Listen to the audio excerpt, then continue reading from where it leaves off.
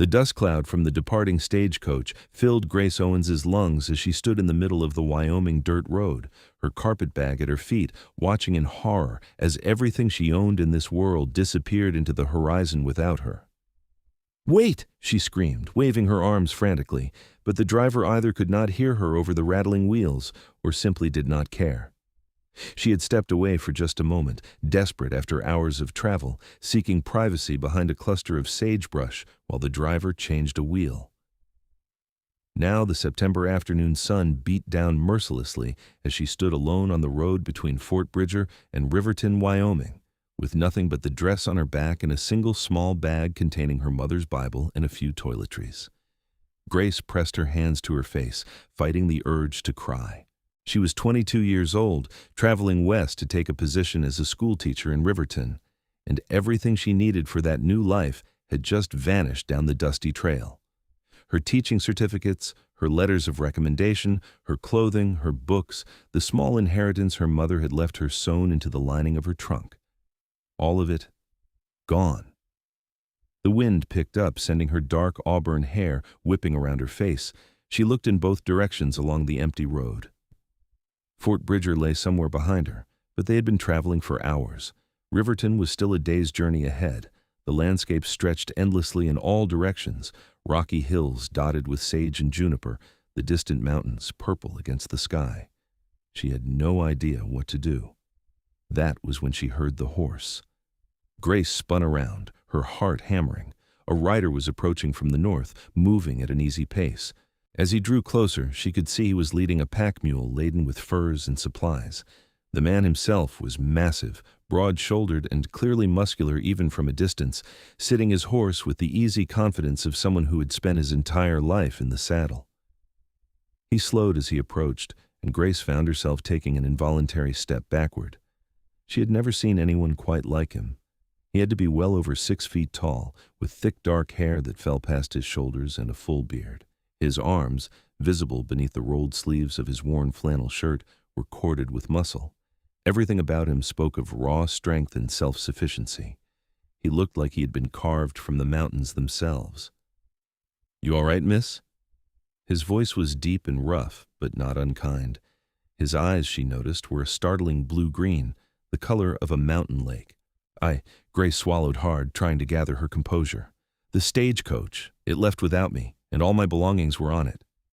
The man's eyes narrowed as he looked down the road where the dust was still settling. "How long ago?" "Just minutes. I stepped away, and when I came back, it was gone." He dismounted in one fluid motion, moving with surprising grace for such a large man. Up close, he was even more imposing. Grace had to tilt her head back to look at him. "Name's Knox Dalton," he said. "I live up in the mountains, but I know these roads. That stage is headed to Riverton?" "Yes, I'm supposed to be the new schoolteacher there. I'm Grace Owens." Knox's expression shifted slightly, something that might have been respect crossing his weathered features. "A teacher. That explains the luggage." He looked up at the sun, calculating. "They have got a good head start, but I know a shortcut. If I leave now, I can catch them before they make camp for the night." Grace's heart leaped. "You would do that? Track them down for me?" "Cannot leave a lady stranded in the middle of nowhere." He was already checking his saddle, his movements efficient and purposeful. "But I need you to stay put. There's a creek about a quarter-mile that way." He pointed east. "Stay near the water. I will be back before full dark." "I could come with you," Grace offered, though the idea of riding with this intimidating stranger made her nervous. Knox shook his head firmly. "My horse is built for speed and distance, not carrying double with pursuit in mind. You will be safer here. Do you have water?" She nodded, holding up her small bag where a canteen was attached. "Good. Stay near the road so I can find you when I return. And Miss Owens?" He paused, his eyes serious. "If anyone else comes along, you hide. Understand? This country is not always friendly to women alone." Before Grace could respond, he had swung back into his saddle. He touched his fingers to his hat in a brief salute, then urged his horse forward. Within moments, he was galloping down the road, his pack mule tied to a tree nearby, left behind to avoid slowing him down. Grace stood watching until he disappeared, then slowly made her way toward the creek he had indicated. The landscape felt enormous around her, the sky impossibly vast. She had grown up in Boston, where buildings pressed close together and people filled every street. This wild openness was both beautiful and terrifying. She found the creek easily enough, a thin ribbon of clear water cutting through the rocky soil. A few cottonwood trees grew along its banks, their leaves golden in the late afternoon light. Grace settled herself beneath one, trying to calm her racing thoughts. Knox Dalton? A mountain man, clearly. She had heard stories of such men, trappers and hunters who lived in the high country, as wild and untamed as the land itself. Everything about him had radiated power and capability. The way he moved, the way he assessed the situation and made a decision without hesitation. She had never met anyone like him. And now, her fate rested entirely in his hands. The hours crept by slowly. Grace drank sparingly from her canteen and read passages from her mother's Bible, trying to find comfort in the familiar words. The sun sank lower, painting the sky in shades of orange and pink. She heard coyotes calling in the distance and pulled her shawl more tightly around her shoulders. What if Knox did not come back? What if he could not catch the stage? What if he had simply ridden off and left her here? She pushed the thoughts away. Something in his eyes had told her he was a man of his word. The sky had faded to deep purple when she heard hoofbeats. Grace scrambled to her feet, her heart pounding. A moment later, Knox appeared, leading his horse down from the road. Behind his saddle were her trunk and carpet bag, securely tied. Relief flooded through Grace so powerfully that her knees went weak. "You found it! You found everything!" Knox dismounted and began untying her belongings. Caught them about 8 miles up the road just as they were making camp. The driver claimed he thought everyone was accounted for. I convinced him otherwise. There was something in the way he said it that made Grace think the conversation had not been entirely pleasant, but she did not press. "Thank you. I cannot tell you how much this means to me. Everything I own is in that trunk." "I figured as much." He set her trunk on the ground carefully. "Which brings us to the next problem. It is full dark now, too dangerous to travel. And Riverton is still a long day's ride from here." Grace had not thought that far ahead. "What do you suggest?" "We camp here tonight. I will take you into Riverton in the morning." He must have seen the alarm in her face because he added quickly, "I will sleep on the far side of the fire. You have my word, you will be safe." She studied his face in the gathering darkness. Everything about this situation violated every rule of propriety she had been raised with, but what choice did she have? And somehow, despite his intimidating size and rough appearance, she believed him. "All right," she said quietly. Knox nodded and set about making camp with the same efficient competence he brought to everything else. He built a fire ring from stones, gathered dry wood, and had a fire blazing within minutes. From his pack, he produced coffee, dried meat, and hardtack. "Not fancy," he said, handing her a tin cup of strong black coffee. "But it will keep you going." Grace accepted it gratefully, wrapping her cold hands around the warm metal. "It is perfect. Thank you." They sat on opposite sides of the fire, and for a while neither spoke. Grace found herself stealing glances at him. In the firelight, his features seemed less harsh. His eyes, when they met hers, held an unexpected gentleness. "How long have you lived in the mountains?" she asked finally, unable to bear the silence. "Most of my life. My father was a trapper. He brought me out here when I was 8 years old, after my mother died. Taught me everything he knew about surviving in this country." "Is he still living?" Knox shook his head. "Died 5 years back. Fever took him one winter. Since then, it has just been me." "That must be lonely." He shrugged, but she saw something flicker in his expression. "The mountains are good company, and I come down to the settlements a few times a year to trade furs, stock up on supplies. It is enough." But Grace heard the uncertainty in his voice, as if he were trying to convince himself. "Do you ever think about living in a town, around people?" "Sometimes." He poked at the fire with a stick, sending sparks spiraling into the night. "But I would not know how anymore. I am not made for civilization, Miss Owens, not like you." "I'm not so civilized," Grace said with a small smile. "If I were, I would not be sitting in the Wyoming wilderness with a stranger, drinking coffee that could strip paint." Knox's laugh was sudden and genuine, transforming his whole face. "Fair point. And please, call me Grace. You did save everything I own. I think we are past formalities." "Grace, then." The way he said her name, low and careful, sent an unexpected warmth through her chest. "You are brave coming out here alone. Not many Eastern ladies would have the courage." "I am not sure it is courage," Grace admitted. "After my mother died, there was nothing left for me in Boston. My father died when I was young, and we had no other family. Teaching was the only respectable profession open to me, and positions in the East are hard to come by. When the opportunity in Riverton presented itself, I took it. Still brave, this is hard country." "You make it look easy." Knox smiled faintly. "I have had a lot of practice." He stood and retrieved a blanket from his pack. "You should sleep. We will need to leave at first light to get you to Riverton at a decent hour." Grace wanted to protest that she was not tired, but exhaustion was pulling at her. The stress of the day, combined with the warmth of the fire and the coffee, had left her drained. "Thank you, Knox, for everything." "Just doing what is right." She wrapped herself in her own blanket, using her carpetbag as a pillow.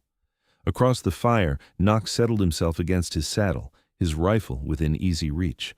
The last thing Grace saw before sleep claimed her was his silhouette against the stars, keeping watch. She woke to the smell of coffee and the pale gray light of dawn. Knox was already up, the fire rebuilt, heating water in a battered pot. He handed her a cup without a word, then went about packing up the camp. Grace stepped away to perform her morning ablutions behind a cluster of rocks, grateful for his discretion. When she returned, he had her trunk secured to his pack mule and was saddling his horse. "You will ride with me," he said. "It is the fastest way." Grace had never ridden double before, but she nodded. Knox mounted first, then reached down. His hand, when she took it, completely engulfed hers. He pulled her up behind him with no visible effort, settling her onto the horse's broad back as if she weighed nothing. "Hold on," he said over his shoulder. Tentatively, Grace put her hands on his waist. Even through his shirt, she could feel the solid muscle of his torso. "Is this all right?" "You're going to need to hold tighter than that." As soon as they started moving, Grace understood why. Knox set a brisk pace, and she had to wrap her arms around his waist to keep her seat. She found herself pressed against his broad back, acutely aware of his warmth, his strength, the steady rhythm of his breathing. They rode in silence for a while, the landscape rolling past. The morning sun painted everything gold, and despite the awkwardness of her situation, Grace found herself appreciating the stark beauty of the land. "Tell me about Riverton," Knox said eventually. "Have you been there before?" "No, I know it is a small town, maybe 300 people. They have had trouble keeping teachers. The last 3 left within 6 months." "Rough town," Knox said. "Started as a trading post, grew up around the mining camps and cattle ranches. Good people mostly, but it is a hard life. Winters are brutal." "Have you spent much time there?" "Some. I trade there occasionally. There is a general store run by a man named Tom Whitmore. Honest dealer. If you need anything, he will treat you fair." Grace was touched that he was giving her this information, trying to help her navigate her new home. "I appreciate the advice. The school is on the east side of town, from what I recall. Little building, nothing fancy. You will be boarding with the minister and his wife, I expect. That is usually how they arrange it." "Yes, Reverend and Mrs. Patterson. They sent me a letter." Knox nodded. "Good people. You will be in good hands." Something in his tone made Grace's chest tighten. It sounded like goodbye, like he was already separating himself from her. The thought bothered her more than it should have. "Will you stay in Riverton long?" she asked. "Or do you head straight back to the mountains?" "Depends on how much trading I need to do. Why?" Grace hesitated, then decided to be honest. "I would like to see you again. To properly thank you for your help." She felt him tense slightly. "You have thanked me plenty." "Knox." She tightened her arms around his waist slightly. "I mean it. I would like to see you again." For a long moment he did not respond. Then, quietly, "I do not know if that is a good idea, Grace." "Why not?" "Because you are a schoolteacher, a respectable woman, and I am a mountain man who has not lived in civilized society for years. People will talk." "Let them talk." Knox made a sound that might have been a laugh or a sigh. "You do not know what you are saying. You have not been here long enough to understand how small towns work. Your reputation matters. You need the town to respect you if you are going to teach their children." Grace knew he was right, but she did not want to admit it. In the short time she had known Knox Dalton, he had shown himself to be capable, honorable, and kind. The fact that he lived in the mountains rather than a town seemed irrelevant. "I still want to see you again," she said stubbornly. This time, his laugh was definitely real. "You are persistent." "I'm a teacher. Persistence is part of the job." They rode on, and gradually the landscape began to change. Cultivated fields appeared, then scattered homesteads. A road sign indicated they were 3 miles from Riverton. Grace felt a strange mix of anticipation and regret. She was eager to begin her new life, to meet her students, and settle into the work she had trained for. But the thought of saying goodbye to Knox created an unexpected ache in her chest. As they crested a final rise, Riverton came into view. It was larger than Grace had expected, a proper town with a main street lined with businesses, houses spreading out in all directions, church steeples rising above the rooftops. The Green River ran along the western edge, its waters glinting in the morning sun. Knox guided his horse down the main street. People stopped to stare as they passed. Grace knew what they saw, a well-dressed Eastern woman riding with a wild-looking mountain man, her arms wrapped around his waist. She could already hear the gossip starting. Knox must have sensed her discomfort because he said quietly, "Hold your head up. You have done nothing wrong." She did as he suggested, meeting the curious stares with as much dignity as she could muster. The church was easy to spot, a white building with a tall steeple. Knox dismounted in front of the adjacent house and helped Grace down. His hands on her waist were gentle despite their obvious strength. Before either of them could knock, the door opened. A plump woman in her 50s stood there, her round face wreathed in smiles. "You must be Miss Owens. We have been expecting you, though not quite so early. Come in, come in." "Mrs. Patterson?" Grace found herself enveloped in a warm hug that smelled of cinnamon and flour. "Indeed, dear. And you must be exhausted from your journey. Let me get you some breakfast," and Mrs. Patterson trailed off, noticing Knox for the first time. Her eyes widened slightly as she took in his size and appearance. "This is Knox Dalton," Grace said quickly. "He helped me when the stagecoach left without me yesterday. He tracked it down and retrieved my luggage, then brought me safely to Riverton." Mrs. Patterson's expression shifted from surprise to gratitude. "Mr. Dalton, we are in your debt. Please come in and let me feed you. It's the least we can do." Knox shook his head. "Thank you, madam, but I need to get my trading done and head back to the mountains before the weather turns." "Nonsense. You will eat breakfast, and we will hear no arguments." Mrs. Patterson's tone was firm but kind, the voice of a woman accustomed to being obeyed. Knox glanced at Grace, and she saw the conflict in his eyes. He wanted to leave, to put distance between them, but his innate courtesy would not let him refuse the offer. "Just breakfast," he said finally. Mrs. Patterson beamed and ushered them both inside. The house was warm and welcoming, filled with the smells of baking bread and coffee. She sat them at a large wooden table and bustled about, serving eggs, bacon, fresh bread, and jam. "My husband is out visiting a sick parishioner," she explained as she worked, "but he will be sorry to have missed you, Mr. Dalton. We have heard of you, of course. Everyone in these parts knows about the mountain man who lives up in the Wind River Range." Knox looked uncomfortable with the attention. "I keep to myself mostly, madam. A man who helps a lady in distress is worth knowing, regardless of where he lives." Mrs. Patterson turned to Grace. "Now, dear, tell me about your journey. I want to hear everything." Grace recounted the story, emphasizing Knox's quick action and kindness. Mrs. Patterson listened with rapt attention, occasionally glancing at Knox with what looked like approval. "You are a godsend, Mr. Dalton," she declared when Grace finished.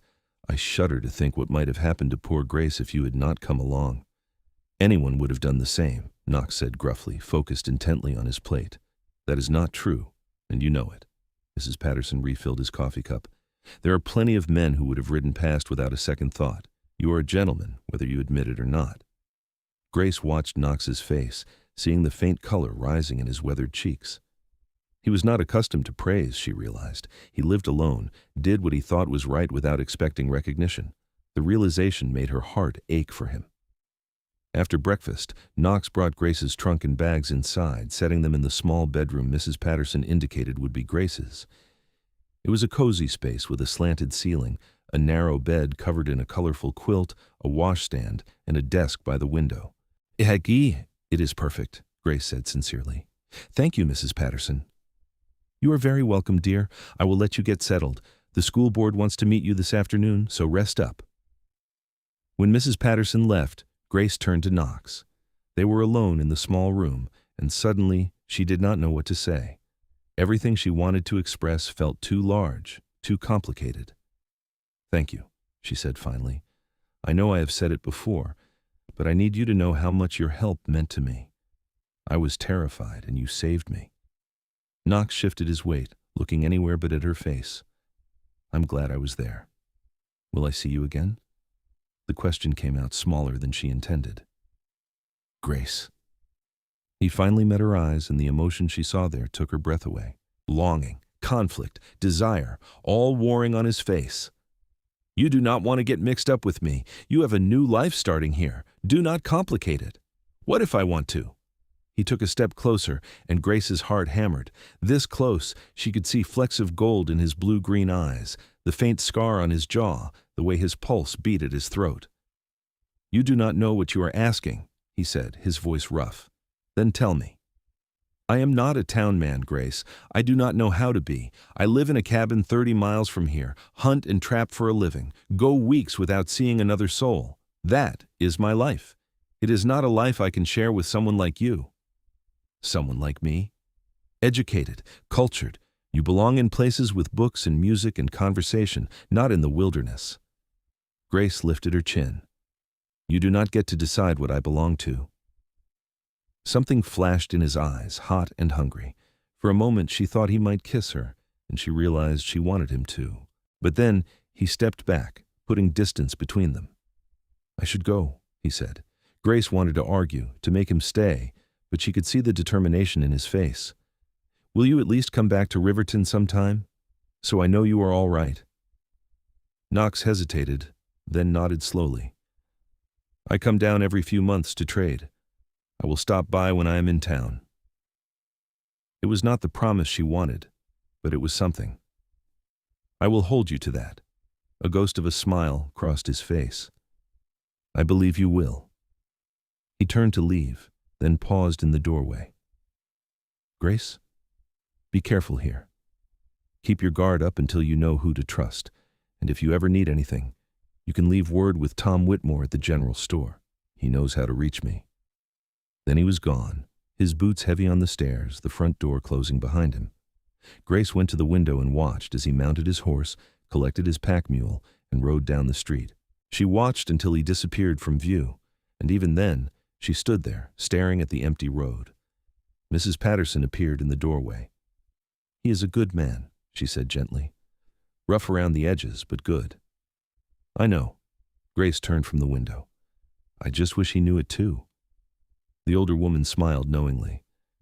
Men like that, they have lived hard lives, learned to rely only on themselves. It takes time for them to trust, to let someone in. But when they do, they love with everything they have. Grace felt her cheeks warm. I barely know him. Sometimes that is all it takes. One moment, one meeting, and your whole life changes. Mrs. Patterson patted her arm. Now, let me help you unpack. You need to look your best for the school board. The meeting that afternoon went well. The school board consisted of 5 men. The mayor, a rancher, a businessman, the doctor, and Reverend Patterson. They asked Grace about her qualifications, her teaching philosophy, her willingness to work with students of varying ages and abilities. Grace answered honestly and confidently. Teaching was something she knew she could do, something she was good at. By the end of the meeting, she could see the approval in their faces. School starts Monday, the mayor said. That gives you 4 days to prepare. The previous teacher left materials behind, so you will have some books and supplies to work with. If you need anything else, let us know, and we will see what we can do. Grace spent the next few days exploring Riverton and preparing for her first day. The town was busy and growing, full of miners, ranchers, shopkeepers, and their families. Everyone she met was curious about the new schoolteacher, and most were friendly. She visited the school, a one-room building with benches for students and a desk for the teacher. Someone had left wildflowers in a jar on the desk, a welcoming gesture that touched her heart. She organized the books, planned her first lessons, and tried not to think about Knox. She failed miserably at the last part. He was constantly in her thoughts. The way he had looked at her in that brief moment before he left, the conflict in his eyes, the barely restrained emotion. She told herself she was being foolish. They had known each other for less than 2 days. It was impossible to feel this strongly about someone so quickly, but her heart did not seem to care about logic. Monday came, and with it, her students. 15 children ranging from age 6 to 14 filed into the classroom, eyeing her with undisguised curiosity. Grace smiled at each one, learning names and asking questions, trying to put them at ease. The day was challenging, but rewarding. The students were bright but undisciplined, accustomed to the lax standards of previous teachers. Grace set firm but fair expectations and was pleased to see most of the children respond positively. At the end of the day, as the last student left, Grace allowed herself to feel proud. She could do this. She could build a life here. The weeks that followed fell into a comfortable rhythm. Grace taught during the day, spent evenings preparing lessons or having dinner with the Pattersons, and slowly became part of the community. People greeted her on the street, invited her to church socials, and trusted her with their children. But through it all, she found herself thinking of Knox. Every time she heard hoofbeats on the street, she looked up, hoping to see his tall form on horseback. Every time someone mentioned the mountains, her heart quickened. She knew it was foolish. He had probably forgotten all about her, gone back to his solitary life without a second thought. But she could not forget him. 6 weeks after she arrived in Riverton, the first snow fell. Grace woke to find the world transformed, everything covered in a blanket of white. The children were excited, talking about sleds and snowball fights. Grace tried to share their enthusiasm while worrying about Knox alone in his mountain cabin. That afternoon, Tom Whitmore appeared at the school just as Grace was dismissing the students. "Miss Owens, got a message for you." He handed her a folded piece of paper. Grace's hands trembled as she opened it. The handwriting was rough but legible. "Coming to town tomorrow. Need to see you. Knox." She read it 3 times, her heart racing. He was coming. He had not forgotten. "Everything all right, Miss Owens?" Tom asked. "Yes," Grace managed. "Everything's fine. Thank you for delivering this." Tom nodded knowingly. "Knox is a good man. Best I have known. You could do a lot worse." Grace felt her cheeks burn, but she did not deny it. The next day seemed to last forever. Grace taught her lessons, but her mind was elsewhere, constantly wondering when Knox would arrive, what he wanted to say, whether he had missed her as much as she had missed him. When school let out, she walked back to the Pattersons' house, trying to calm her racing nerves. She changed into her best dress, a deep green that brought out the color of her eyes, and brushed her hair until it shone. Mrs. Patterson caught her primping and smiled. "He will think you look beautiful, no matter what you wear." "I do not know what you mean," Grace said, but without much conviction. "Of course you do not, dear." The knock came just before dinner. Grace's heart leaped into her throat as Mrs. Patterson answered the door. "Mr. Dalton, how lovely to see you. Please come in." Grace appeared in the hallway, and for a moment, she and Knox just stared at each other. He looked the same, tall and powerfully built, his hair slightly longer, his beard neatly trimmed. But there was something different in his eyes, a warmth that had not been there before. "Grace," he said, and just her name in his deep voice made her knees weak. "Knox, I got your message. I hope it was all right me coming by like this." "More than all right." Mrs. Patterson cleared her throat delicately. "Why do you not take a walk, you two? Dinner will not be ready for an hour. Grace, take your cloak. It is cold out." Grace grabbed her cloak gratefully, and they stepped out into the chilly evening. The sun was setting, painting the snow-covered street in shades of pink and gold. They walked in silence for a few minutes, heading toward the edge of town. Finally, Knox spoke. "I tried to stay away," he said, not looking at her. "Told myself you were better off without me, that I should let you build your life here without complications." "And?" Grace's voice was barely a whisper. "And I could not do it. I thought about you every day, wondered how you were doing, whether you liked teaching, if you were happy."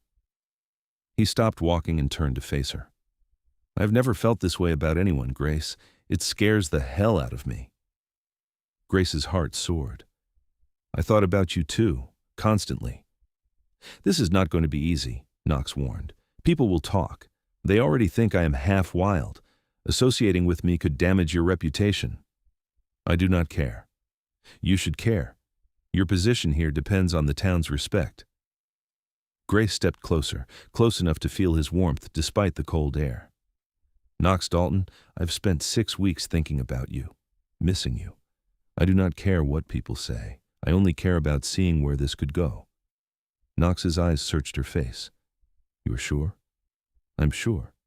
He reached out slowly, giving her time to pull away, and cupped her face in his large, calloused hands.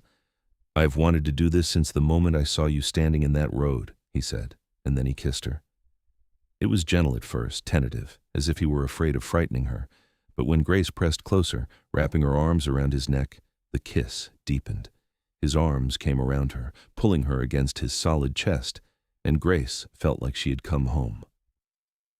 When they finally broke apart, both breathing hard, Knox rested his forehead against hers. I do not know how to do this, he admitted, how to court you properly. I have been alone too long. We will figure it out together, Grace promised. Over the following months, they did exactly that. Knox came to Riverton every 2 weeks, staying at the boarding house and spending as much time with Grace as propriety allowed. They took walks, had dinners with the Pattersons, and slowly learned each other's stories. Grace discovered that beneath Knox's rough exterior was a thoughtful, intelligent man who loved the mountains with a passion that was beautiful to witness. He told her about tracking elk through deep snow, about watching the sunrise from high peaks, about the absolute peace of sleeping under the stars. Knox learned that Grace was stronger than she looked, with a fierce dedication to her students and a dry sense of humor that caught him off guard. He sat in on her classes sometimes, watching her teach with such patience and skill that it made his chest ache. The town gossip did happen, as Knox had predicted, but to Grace's surprise, most of it was positive. People saw how Knox looked at her with such obvious devotion and how happy she was when he was around. The fact that he was willing to travel 30 miles each way in all weather just to see her spoke volumes. Winter deepened and Knox's visits became more difficult. He showed up once covered in snow, having ridden through a blizzard because he had promised to be there. Mrs. Patterson fussed over him, forcing him to sit by the fire with hot coffee while she lectured him about taking foolish risks. She is worth any risk, Knox said simply, looking at Grace, and Mrs. Patterson had given up her scolding with a fond shake of her head. Spring came late to Wyoming, but when it finally arrived, the whole world seemed to burst into life. Knox took Grace riding into the foothills, showing her the places he loved. She saw her first wild mustangs, watched eagles soaring overhead, and felt the wind that had shaped this land for millennia. I want to show you my cabin, Knox said one afternoon as they sat beside a rushing stream. I want you to see how I live, where I spend my time, but I do not want to compromise your reputation. Grace had been thinking about this too. Knox, we have been courting for 5 months now. People know we are serious. If I went up to visit your cabin for a few days with proper arrangements, I do not think it would cause a scandal. Proper arrangements. I could ask Mrs. Patterson to come with me, or perhaps Sarah Jenkins. Sarah was a widow in her 30s who had become Grace's friend, someone to act as chaperone. Knox considered this. Sarah might be willing. She is adventurous enough, and she does not gossip. They approached Sarah the next day, and she agreed immediately, excited at the prospect of seeing the high country. Plans were made for a trip in early June, when school would be out and the weather settled. Grace could hardly contain her excitement. She would see where Knox lived, the place that had shaped him. And 3 whole days with him, instead of stolen hours here and there, felt like an unimaginable luxury. The journey took most of a day. Knox led them on horseback along trails that wound higher and higher into the mountains. The air grew thinner and cooler, scented with pine and wildflowers. Grace had never seen anything so beautiful. Knox's cabin sat in a high meadow surrounded by peaks. It was larger than Grace had expected, built from logs with a stone chimney and a covered porch. Nearby was a shed for his horse and mule, and a small stream ran along one edge of the clearing. It is wonderful, Grace breathed. Knox helped them both down from their horses, looking pleased. It is not fancy, but it is home. Inside, the cabin was surprisingly comfortable. One large room served as kitchen and living space, with a sleeping loft above. Everything was neat and well maintained, from the stone fireplace to the simple furniture Knox had built himself. "You ladies can have the loft," Knox said. "I will sleep down here." Sarah, bless her, made herself scarce as much as possible over the next 3 days. She took long walks, claimed to need naps, and generally gave Grace and Knox time alone together. Grace helped Knox with his daily tasks, learning how to cure furs, tend his small garden, and preserve meat for the coming winter. She was not very good at any of it, but Knox was patient, guiding her hands, standing close behind her to demonstrate techniques. In the evenings, they sat on the porch, watching the sun set behind the mountains, painting the sky in impossible colors. Knox told her stories of his childhood, of learning to survive in this wilderness, of the loneliness that had been his constant companion. "Until you," he said quietly on their last evening. "You changed everything, Grace." "You changed me too," she admitted. "I came west looking for a new start, a purpose. I found that in teaching. But I also found you, and I do not want to lose that." Knox took her hand, his calloused fingers gentle. "You will not lose me. But I have been thinking, and I need to ask you something." Grace's heart hammered. "What is it? Could you be happy here, living in the mountains, away from town, from civilization?" He rushed on before she could answer. "I know it is asking a lot. I know you love teaching, but I thought maybe in summer you could teach, and in winter we could live up here.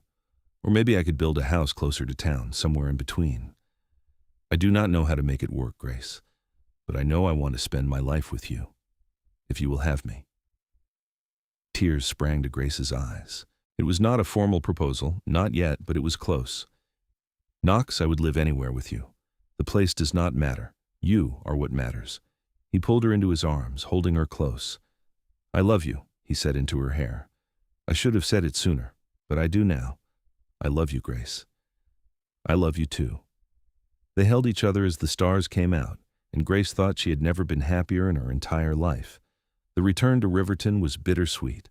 Grace had to go back to her teaching duties, and Knox needed to tend to his traps and hunting. But something had shifted between them. They both knew where this was heading. Knox spoke to Reverend Patterson in July, formally asking for Grace's hand. The Reverend, who had been watching their courtship with approval, readily agreed. "That man loves you more than life itself," he told Grace. "I have seen it in his eyes every time he looks at you. You have my blessing, and I know you will make each other very happy." Knox proposed properly the next Sunday, presenting Grace with a ring he had crafted himself from silver and a small sapphire. It was simple but beautiful, and Grace cried when she saw it. "Yes," she said before he could even finish asking, 1,000 times yes. They were married in September, just over a year after Grace had first arrived in Riverton. The whole town turned out for the wedding, packing the church to capacity. Grace wore a dress of cream silk, and Knox wore new clothes that made him look only slightly less wild. But when he saw her walking down the aisle, the look on his face made Grace's heart overflow. They spoke their vows in steady voices, promising to love and cherish each other for all their days. When Knox kissed her, sealing their marriage, the congregation erupted in applause.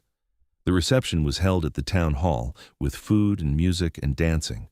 Grace had never seen Knox so relaxed, so openly happy. He danced with her, held her close, and introduced her to everyone as "my wife," with obvious pride. Tom Whitmore gave a toast. "I have known Knox Dalton for 15 years. He's one of the finest men I have ever met, honest and true and loyal to his core. When he met Grace, I saw something I had never seen in him before, hope. She brought light into his life, and he has blossomed under it. To the bride and groom, may they have many years of happiness together." As glasses were raised and cheers rang out, Knox leaned down to whisper in Grace's ear. "Ready to start our life together, Mrs. Dalton?" Grace smiled up at him. "More than ready." They had decided, after much discussion, to compromise.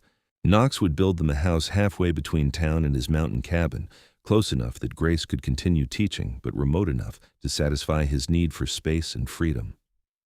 He had already selected the site, a beautiful spot on a hillside with views of the mountains. For their honeymoon, they went to Knox's cabin. This time, there was no chaperone, no need for propriety. They were husband and wife, free to love each other completely. Knox carried her over the threshold, and Grace laughed at the traditional gesture from this man who was anything but traditional. He set her down gently, his eyes dark with desire. "I have dreamed of this," he said, his voice rough, "having you here as my wife." "Show me," Grace whispered, and he did. Their coming together was tender and passionate, awkward in moments, but perfect in its honesty. Knox was gentle, always making sure she was comfortable, that he was not hurting her with his size and strength. And Grace discovered a passion in herself she had not known existed, a need to touch and be touched, to give and receive pleasure. Afterward, they lay tangled together in the loft, listening to the wind in the pines outside. "I never thought I could have this," Knox said quietly. "A wife, a real home. I thought I was meant to be alone." Grace propped herself up on his chest, looking down at him. "You are not alone anymore. You have me for the rest of our lives." He pulled her down for a kiss that promised exactly that. They spent 2 weeks at the cabin, and in that time, Grace fell even more in love with the mountains. Knox taught her to fish, to identify animal tracks, to read the weather in the clouds. She discovered she had a talent for it, an ability to move quietly through the forest that impressed even Knox. "You are a natural," he said one afternoon after she had successfully tracked a deer for half a mile. "Most town people crash through the woods like stampeding buffalo." "I had a good teacher," Grace replied, kissing him. When they returned to Riverton, it was to throw themselves into building their new home. Knox did most of the construction himself, with help from some of the men in town who had come to respect him. Grace helped where she could, making decisions about layout and design, ensuring there was room for the children she hoped they would have someday. The house rose quickly under Knox's skilled hands. It was 2 stories, with a large main room, a separate bedroom, a study for Grace, and a kitchen with a real stove. There was a barn for animals and a large garden plot. They moved in just before Christmas, and Grace spent days making it into a home. She hung curtains, arranged furniture, and filled shelves with books. Knox built her a rocking chair for the fireplace and carved her name into the mantel. "Welcome home, Mrs. Dalton," he said on their first night in the house, pulling her close. Grace looked around at the home they had built together, at the man she loved more than life itself, and felt complete. "This is everything I never knew I wanted," she said. "Thank you for finding me that day on the road." "Thank you for letting me," Knox replied. Grace continued teaching, riding into town each day during the school year. Knox split his time between trapping in the high country and working their land, always making sure to be home when Grace was. They fell into an easy partnership, each supporting the other's work and dreams. In the spring, Grace discovered she was pregnant. Knox's reaction was everything she could have hoped for, pure joy mixed with fierce protectiveness. He hovered over her, trying to do all the heavy work until Grace had to laugh and remind him that women had been having babies since the beginning of time. Their son was born in October, a healthy boy with Knox's blue-green eyes and Grace's dark hair.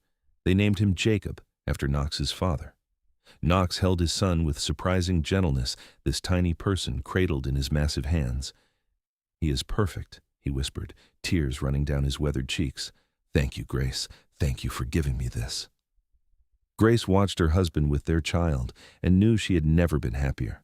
This wild, strong man had the softest heart, and he loved their son with an intensity that was beautiful to witness. Jacob grew strong and healthy, and Grace found she loved being a mother almost as much as she loved teaching. When Jacob was old enough, she brought him to school with her, and the students adored him. 2 years later, a daughter arrived, Emily, with her father's strength and her mother's quick mind. Knox was wrapped around her tiny finger from day one. Grace eventually stepped back from teaching full-time, working only part-time and focusing more on raising their children and managing their home.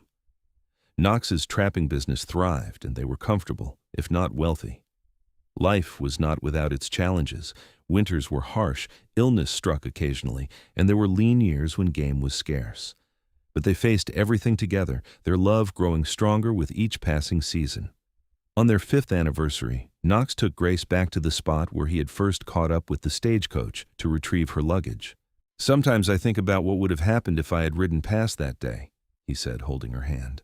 "If I had been too busy or too selfish to stop and help." "But you did not," Grace reminded him. "You stopped. You helped. You changed both our lives. Best decision I ever made." He pulled her close, kissing her under the wide Wyoming sky. The years flowed by like water. Jacob grew tall and strong like his father, developing the same love for the mountains. Emily proved to be brilliant, always reading, always asking questions. A third child arrived, another son they named Thomas, who had his mother's gentle nature and his father's hands for building.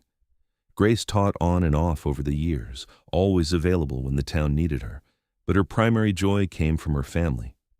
She watched Knox teach their sons to track and hunt, saw him reading to Emily by the fireplace, and felt overwhelmed with gratitude. Knox aged gracefully, silver threading through his dark hair, lines deepening around his eyes. But he was still as strong as ever, still as devoted to Grace as he had been that first day. On their 10th anniversary, they made the journey back to his mountain cabin. The children stayed with the Pattersons, giving Knox and Grace a rare few days alone. The cabin had not changed much. Knox still maintained it, using it as a base during hunting season. But it felt different now, more like a sweet memory than a home. "Do you ever miss it?" Grace asked as they sat on the porch. "Living up here alone, answering to no one?" Knox pulled her into his lap, wrapping his arms around her. "Not even for a second. You gave me something I did not even know I was missing. A reason to come home. This place is beautiful, and I love these mountains, but they are empty without you." "I love you," Grace said, turning to kiss him. "More every day." "And I love you. You took a rough mountain man and taught him how to have a family, how to be part of a community. You saved me, Grace." We saved each other. As they sat together watching the sunset, Grace thought back to that day on the road when she had been stranded and terrified. If someone had told her then that the intimidating stranger who stopped to help would become her husband, the father of her children, the love of her life, she never would have believed it. But life had a way of surprising you. The stagecoach had left without her, and that seeming disaster had led to the greatest blessing of her life. Years continued to pass. Jacob married a rancher's daughter and took over more of the business, allowing Knox to slow down a bit. Emily went back east to college, breaking her parents' hearts, even as they were proud of her ambition. Thomas became a skilled carpenter, building houses throughout the territory. Knox and Grace grew old together, their love deepening with every shared sunrise, every challenge overcome, every grandchild born. Knox's hands grew more gnarled with arthritis, but they were still gentle when they held Grace's. Her hair turned silver, but Knox still thought her the most beautiful woman he had ever seen. They celebrated their 25th anniversary surrounded by children and grandchildren, their house overflowing with family. Later, when everyone had gone, Knox took Grace's hand. 25 years, he said wonderingly. Sometimes it feels like yesterday I saw you standing in that road. Other times it feels like I have loved you forever." "I know exactly what you mean," Grace said, leaning against his shoulder. "Thank you for tracking down that stagecoach, for bringing me my luggage, for bringing me you." Knox laughed. "I should thank you for being foolish enough to step away from the stage. It was the best mistake I ever made." They sat in comfortable silence, watching the fire, hands entwined. Outside, the Wyoming wind whistled around their sturdy house, the house Knox had built with his own hands for the woman he loved. More years passed. Knox's health began to decline in his 60s, his body finally showing the wear of decades of hard living. He slowed down, spent more time in his rocking chair by the fire, but his mind stayed sharp, and his love for Grace never wavered.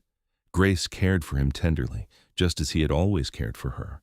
She read to him, made his favorite foods, and sat with him for hours, their hands always touching. One evening, as they sat watching the sunset through their window, Knox turned to Grace. "Do you have any regrets?" he asked, "about leaving Boston, about marrying a mountain man?"